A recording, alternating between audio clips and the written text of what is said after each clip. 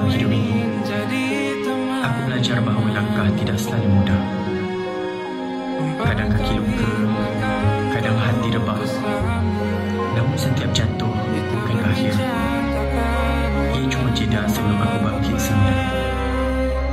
Aku bukan insan yang sempurna, tapi aku insan yang tetap mahu berjuang.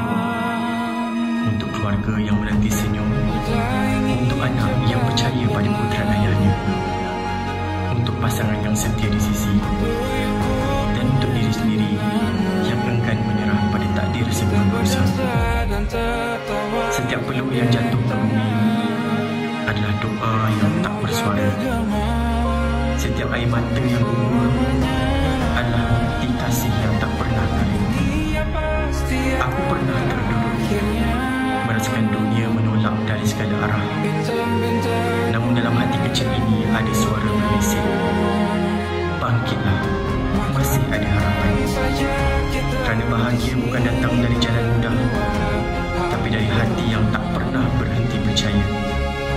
Selagi nafas masih ada, selagi cinta masih hidup dalam dada, aku akan terus melangkah, walau perlahan, walau bersendirian.